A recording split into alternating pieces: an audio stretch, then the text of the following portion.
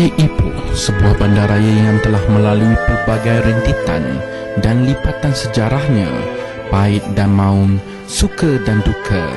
Bandaraya yang telah berusia lebih daripada 100 tahun ini telah banyak berubah dari segi pembangunannya, ekonomi, kemudahan, sosial masyarakatnya, hubungan luar dan lain-lain lagi, yang mana telah membawa status dari sebuah pekan yang kecil hinggalah ke sebuah bandaraya yang serba moden dan canggih, malah diangkat di antara bandaraya yang terbaik di Malaysia.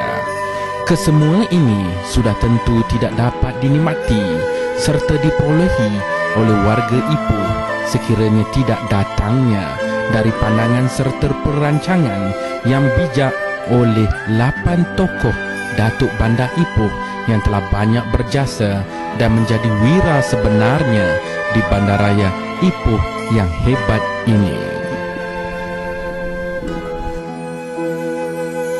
Datuk Haji Umar bin Haji Abu merupakan Datuk Bandar pertama bagi bandaraya Ipoh.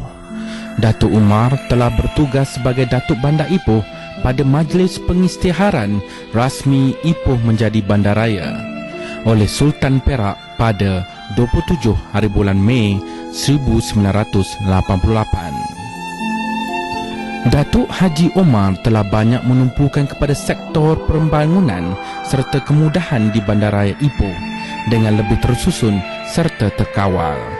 Beliau juga telah banyak berjasa dalam membawa pelabur-pelabur perhotelan untuk membina hotel-hotel bertaraf antarabangsa di bandaraya ini. Pasaraya-pasaraya yang besar dan serba indah juga mula dibina di Ipoh. Di samping itu, Datuk Haji Umar telah mengadakan hubungan antarabangsa yang pertama bagi bandaraya ini dengan sebuah bandaraya di Jepun, iaitu bandaraya Fukuoka. Maka bandaraya Ipoh dan Fukuoka menjadi bandaraya berkembar sehingga sekarang. Maka Datuk Umar mengakhiri jawatan sebagai Datuk Bandar yang penuh sejarah ini dan diserahkan kepada Datuk Bandar yang kedua, iaitu Datuk Ismail bin Shahbuddin.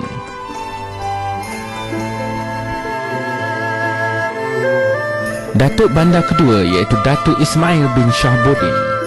Datuk Ismail telah menjawat jawatan sebagai Datuk Bandar Ipoh pada 1 hari bulan Jun 1993.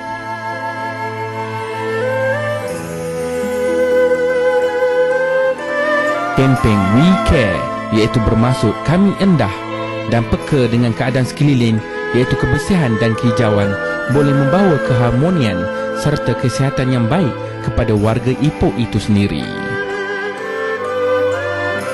Datuk Ismail juga amat dikenali sebagai Datuk Bandar yang senantiasa turun padang secara mengejut di bawah penjagaan sepenuhnya majlis.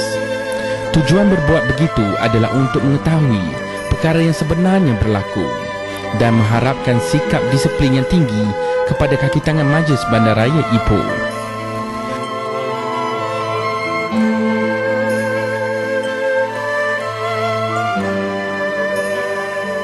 Datuk Ismail tamat perkhidmatannya sebagai Datuk Bandar Ipoh pada 31 Disember 1994. Datuk Haji Ahmad Saleh bin Haji Sarif menjadi Datuk Bandar yang ketiga. Kepimpinan Datuk Ahmad mula menumpukan kepada era penjimatan dari segi pengelolaan serta mengurangkan pembelanjaan yang boleh membawa kepada pembaziran. Sebarang lawatan ke luar negeri dan juga luar negara telah dikurangkan hanya kepada perkara-perkara yang perlu serta rasmi sahaja. Datuk Haji Ahmad Saleh juga banyak memberi lebih penekanan kepada asas keagamaan semasa temuduga dan urusan-urusan yang lain. Datuk Haji Ahmad juga telah meminta ke semua pegawai-pegawai majlis setiap unit untuk memberi laporan kepada beliau pada setiap hari. Datuk Bandar ketiga telah mengakhiri tugasnya pada 31 hari bulan Disember 1997 dan menyerahkan tugas Datuk Bandar kepada Datuk Bandar keempat, iaitu Datuk Haji Talaat bin Haji Husin. Datuk Seri Haji Talaat bin Haji Husin menjawat jawatan sebagai Datuk Bandar keempat pada tanggal 1 hari bulan Februari 1998. Datuk Seri Haji Talaat bertugas sebagai Datuk Bandar di zaman era kehebatan sistem teknologi, komunikasi dan maklumat sedang berkembang pesat. Maka pihak majlis serta dari pandangan Datuk Seri Talaat sendiri inginkan Ipoh menjadi bandaraya maya yang serba canggih dari segi penggunaan online dalam semua urusan kehidupan. Dan pada tanggal 2 hari bulan Disember 2002, Datuk Talaat telah mengakhiri jawatan sebagai Datuk Bandar Ipoh yang keempat. Datuk Haji Sirajuddin bin Haji Saleh telah dilantik secara rasminya menjadi Datuk Bandar Ipoh pada 3 hari bulan Disember 2002. Datuk Haji Sirajuddin telah mula membawa bandaraya Ipoh ke arah menarik minat para pelancong untuk datang ke bandaraya ini. Oleh itu, beliau telah memperkenalkan produk-produk baru berbentuk pelancongan di bandaraya ini, iaitu seperti mewujudkan Memory Lane, MBI Terrace, Gerbang Malam dan di Bongavilla.